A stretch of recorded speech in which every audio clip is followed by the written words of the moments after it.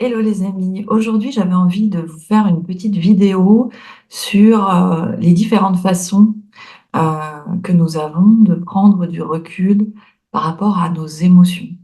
Parce qu'en fait, dans notre parcours d'évolution, euh, nous allons avoir différentes possibilités pour nous mettre en recul par rapport à nos émotions et je vais définir ce que j'entends par là. Mais d'abord, j'aimerais vous repartager l'échelle de Hawkins que vous savez que j'affectionne. Donc, Hawkins, ce physicien éveillé qui nous a offert cette échelle des différents niveaux de conscience. Et donc, je le rappelle, les niveaux rouges jusqu'à orange, ce sont les états de conscience et les niveaux de conscience dans lesquels on se trouve quand on ne se pose pas encore de questions sur soi-même et qu'on n'a pas encore compris qu'on manifestait notre réalité par nos pensées, par nos croyances et que nos problèmes étaient l'expression simplement manifestée de nos blessures et de nos traumas. Donc, on reste dans des émotions difficiles. Ensuite, toute la partie du bas, c'est la partie rose vers violette. C'est tout ce qui correspond à l'éveil spirituel. Et donc, on voit que derrière le mot éveil spirituel, il y a plein de réalités et d'états et de niveaux de conscience différents. Et moi, la partie qui m'intéresse, c'est la partie qui se trouve ici, du jaune jusqu'au bleu, bleu un peu plus foncé ici. Donc le jaune, c'est le moment où on commence à se poser des questions, à se dire que en fait la vie c'est pas forcément ce qu'on imaginait. Souvent ça se produit après un coup difficile dans la vie, comme une rupture, une maladie, un deuil, un licenciement, etc.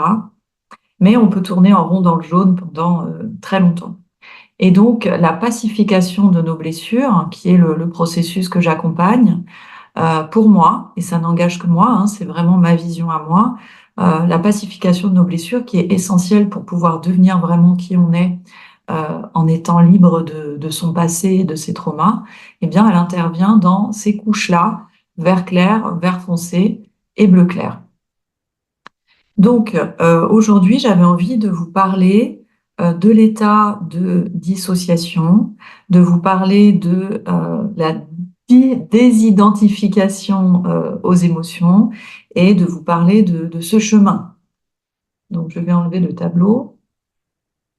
Donc, commençons par le début. Quand l'homme est blessé et traumatisé, et ça arrive chez tous les êtres humains, il n'y a pas besoin d'avoir eu des parents franchement maltraitants ou d'avoir été abusé sexuellement pour être traumatisé. Il y a des traumas plus ou moins importants. Ce qui arrive, c'est que lors d'une situation traumatisante, notre système nerveux va figer. C'est-à-dire que dans certaines situations, il ne peut pas fuir et il ne peut pas combattre, donc il ne peut pas avoir de solution. Et donc à ce moment-là, il va y avoir un figement de son système nerveux qui est comme une sorte de paralysie émotionnelle pour lui éviter de souffrir. Donc, je vous donne un exemple. Le papa va taper sur son enfant, l'enfant voit la claque arriver, il peut pas vraiment fuir et il peut pas se battre, il fige. Voilà. Mais ça peut être aussi la même chose avec un accident de voiture, avec une agression, etc. Et donc, ce figement, qui est un état protecteur pour éviter de souffrir, normalement, on devrait après ça défiger. C'est-à-dire que le blocage qui est ressenti pendant le trauma, on devrait libérer l'énergie qui a été bloquée à ce moment-là euh, pour, euh, pour intégrer le trauma et donc ça ne devrait pas nous laisser d'empreinte. Sauf que si le trauma ou quelque chose qui y ressemble se répète, si par exemple le père est violent plusieurs fois, si par exemple l'agresseur nous agresse plusieurs fois, mais ça peut être aussi des traumas plus mineurs comme l'absence d'un parent qui se répète, etc. Eh bien, notre corps va figer de nouveau à chaque chose qui va lui répéter, lui rappeler euh, une chose qu'il avait identifiée comme faisant partie du trauma. Comme par exemple, si jamais, je vais dire une bêtise, si jamais juste au moment de l'accident, il y avait une chanson qui passait à la radio, à chaque fois qu'il entendra cette chanson, il peut potentiellement figer. Donc tout ce qui va rappeler le trauma à la personne va la remettre dans un état de figement tant qu'elle n'a pas intégré le traumatisme, c'est-à-dire qu'elle ne l'a pas pacifié et libéré. Et dans cet état de figement, il y a plusieurs composantes et il y en a une qu'on appelle la dissociation. C'est-à-dire, pour ne pas sentir la douleur, c'est comme si une partie de la conscience s'échappe du corps et n'est plus dans le corps pour ne plus sentir. Donc, par exemple, il y a des enfants ou même des adultes qui disent que pendant une agression, ils se sont vus au-dessus de leur corps et ils voyaient cette personne qui était eux-mêmes subir une agression, mais ils ne sentaient rien. Ils n'étaient pas spécialement émus par ce qui se passait en dessous. Ils étaient totalement anesthésiés, ils étaient dissociés. Donc ça, c'est une dissociation. Cette dissociation est donc un mécanisme de protection de l'être humain. Mais c'est un mécanisme qui est évidemment à ses limites, puisqu'il nous déconnecte de qui on est vraiment et il nous déconnecte de nos émotions. Donc évidemment, pour ne pas souffrir à outrance, la dissociation nous protège. Si par exemple, le trauma il continue à arriver, ça nous protège de nous dissocier pour ne pas souffrir. Mais à un moment, il va falloir adopter un autre mécanisme de protection parce que en fait, on ne vit qu'à moitié. Si on est tout le temps dissocié, on n'est jamais là en fait. On n'est jamais présent à ce qu'on nous dit parce qu'il y a plein de choses qui vont nous rappeler tous les jours les traumas qu'on a vécus, surtout si on en a vécu beaucoup. Donc finalement, on va prendre l'habitude de se dissocier sans même s'en rendre compte, de se dissocier énormément. Et il y a plein de gens qui se dissocient tout le temps et qui ne le savent pas du tout.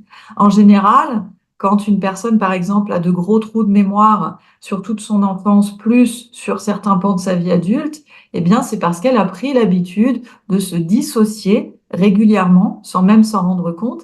Et quand on est dissocié, comme on ne ressent rien, eh bien, on ne se souvient pas de ces moments-là. Les moments dont on se souvient, c'est justement les moments où on était pleinement présent, qu'on a ressenti des choses, soit positives, soit difficiles, mais c'est des moments où il se passait quelque chose, où on se sentait vivant. Et le problème de la dissociation, c'est que du coup, c'est comme si on était déjà mort. On est là, mais on n'est pas là. C'est aussi le cas de nombreuses personnes qui se forcent à avoir des rapports sexuels et qui, du coup, comme elles n'ont pas envie d'y être et qu'elles le font par sens du devoir, parce qu'elles pensent qu'elles sont obligées, etc., elles se dissocient pour ne rien sentir. Euh, donc ça, c'est un état de protection. À un moment, on va être obligé de traiter la blessure si on veut pouvoir sortir de cet état de survie, si on veut pouvoir réguler son système nerveux, parce que quand on se dissocie, on est dans un état du système nerveux qui n'est pas un état normal, qui est l'état de figement. Et donc, ça peut aussi nous amener à avoir des comportements complètement... on peut se sentir vraiment, ça peut aller jusqu'à la paralysie, on n'arrive plus à parler. Par exemple, si vous avez eu un problème avec votre père, vous aurez peut-être un figement par rapport à l'autorité.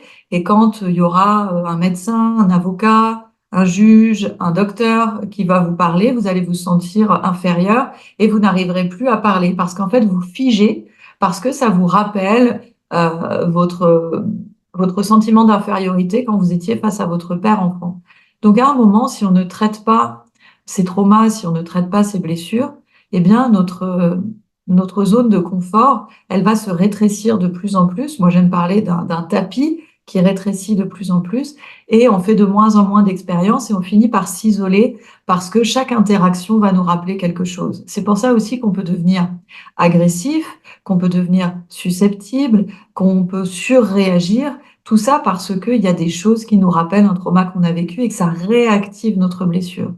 Donc, à un moment, on va rentrer sur un chemin de pacification. Et donc, dans ce chemin de pacification, je vous remets le schéma à l'écran. Eh bien, dans ce chemin de pacification, moi, je vois trois étapes importantes. On peut avoir l'impression qu'on a déjà commencé ce chemin alors qu'on n'y est pas vraiment. Même si on a fait 20 ans ou 30 ans de développement personnel, on peut être encore dans la phase jaune qui est juste avant ou dans la phase verte qui est le début du chemin de pacification. Dans la phase vert clair, ce qui va se passer, c'est que on va progressivement nous reconnecter à nos émotions, chose qu'on ne faisait pas puisqu'on n'arrêtait pas de figer et de se dissocier. Donc, on va se reconnecter progressivement à nos émotions et on va apprendre à les libérer. Donc, c'est toutes les émotions de surface qu'on va traiter à ce moment-là. Et donc, on peut avoir l'impression d'être dans une machine à laver en mode essorage parce qu'il y a tout qui remonte et on avait pris l'habitude de tout mettre sur couvercle, sous couvercle. Donc, du coup, effectivement, c'est une période qui peut être un petit peu remuante, mais on va se sentir de plus en plus léger à chaque fois qu'on va libérer des émotions qui sont refoulées parfois depuis notre conception. On va aussi, dans cette étape, apprendre comment on fonctionne, quelles blessures sont les plus importantes pour nous, quels mécanismes de protection on a mis en place. Et donc, c'est très libérateur parce que on comprend notre fonctionnement et on se sent plus coupable de notre fonctionnement. Dans la phase suivante, on va comprendre que nos émotions sont vraiment des alliés et que nous ne sommes pas gouvernés ni régis par nos émotions. Et nous allons apprendre à nous désidentifier de nos émotions. C'est là que la désidentification va commencer, c'est-à-dire que quand une émotion va venir, au lieu de partir dans l'émotion, d'être super en colère, d'être colérique, d'accuser les autres, de nous accuser nous-mêmes, on va dire, ah tiens, je sens qu'il y a de la colère là qui me traverse. Et on va être capable d'en parler, de le dire à l'autre. Tu vois, là, ce que tu me dis, ça me met en colère. Alors, on va chercher à l'intérieur de soi. Oui, ça me met en colère parce que ça me rappelle quelque chose que j'ai vécu enfant et c'est pas du tout agréable pour moi. Et ensuite, on va pouvoir se concentrer sur à quel endroit c'est dans le corps et on va sentir que si on écoute cette colère et qu'elle nous a donné son message et qu'on comprend pourquoi elle est là, eh bien, elle va pouvoir partir, elle va pouvoir lâcher. Et donc, on va commencer à traverser nos émotions et à se servir de nos émotions comme de guides qui nous permettent de nous libérer de toutes les émotions et traumas encore présents. Dans cette étape-là, on va aussi complètement nettoyer le rapport à la mère et au père, défusionner notre psyché de la leur et rencontrer vraiment notre enfant intérieur, comprendre que cet enfant, il a souffert, que nous avons souffert quand nous étions enfants, et nous préparer à ramener de la sécurité et de l'amour dans notre corps. Et dans cette troisième étape, qui est l'étape bleu clair, eh bien, nous allons nous désidentifier de notre ego, donc c'est l'étape encore d'après, où là, carrément, on va comprendre que tout ce que nous vivons, l'histoire que nous vivons, en fait, n'est qu'une petite histoire qui nous sert à comprendre comment nous fonctionnons, qui nous sert à expérimenter l'amour à travers ce qu'il est et à travers ce qu'il n'est pas. Euh, que toute notre vie, tout ce qui s'est passé, tous les traumas nous ont servi à à devenir finalement qui nous sommes vraiment. Et c'est dans cette étape qu'on va vraiment rencontrer de nouvelles facettes de nous-mêmes, qu'on va découvrir qui nous sommes vraiment, qu'on va pacifier notre couche profonde de blessures de rejet et qu'on va vraiment ressentir la connexion profonde avec notre âme et avec notre équation originelle, c'est-à-dire quel est le cadeau unique que nous avons à offrir au monde, à qui il s'adresse exactement et quelle forme il doit prendre. Et c'est quand nous avons fait cette dernière couche de pacification que nous pouvons pleinement incarner cette mission et transmettre ce cadeau au monde. Donc pour revenir au début de, ce, de cette vidéo, mon propos c'était de dire comment on passe de la dissociation à la désidentification, c'est pas facile à dire. Eh bien, donc, la phase de dissociation, elle correspond à un mécanisme de protection traumatique qui ne doit pas durer toute la vie. À un moment, on doit commencer à pacifier nos blessures. Et en pacifiant nos blessures, on va d'abord se reconnecter à nos émotions, les libérer peu à peu, en tout cas les émotions qui étaient refoulées dans notre inconscient depuis des dizaines d'années. Et quand on aura passé cette étape-là, on va pouvoir se désidentifier de nos émotions, c'est-à-dire nous en servir comme des guides, comme des alliés, mais ne plus être submergés par elles. Et ensuite, encore après ça, on va pouvoir se désidentifier de l'ego, c'est-à-dire comprendre que tout ce que nous vivons n'a de sens que pour nous faire grandir, qu'il n'y a pas de victime, qu'il n'y a pas d'agresseur à un certain niveau, qu'il n'y a pas de bien ni de mal, que ce sont juste des expériences que la vie nous tend pour que nous puissions comprendre des choses, évoluer et grandir en conscience. Et donc, dans cette étape-là, on va pouvoir reprogrammer la sécurité et l'amour dans tout notre être. Et ça va nous aider à comprendre que nous avons une valeur infinie. Donc, c'est aussi dans cette étape qu'on va travailler sur la perception profonde de notre valeur existentielle et notre droit à l'existence. Donc, c'était de la dissociation à la désidentification. Je vous souhaite une très belle journée. N'hésitez pas à m'envoyer un petit message si vous avez envie d'en parler et si vous avez envie de savoir à quel endroit vous vous situez dans la grille de Hawkins. Eh bien, moi et mon équipe, nous sommes à votre disposition pour faire un petit bilan. Il vous suffit de nous envoyer un petit message sur mon WhatsApp au 07 68 42 05 17. Et j'en profite aussi pour vous dire que vous pouvez rejoindre notre groupe WhatsApp, enfin mon groupe WhatsApp. Je mets le lien en description. C'est un cocon dans lequel je partage toutes mes prises de conscience très très régulièrement et vous pouvez réagir en me disant ce que ça fait résonner pour vous. À très bientôt.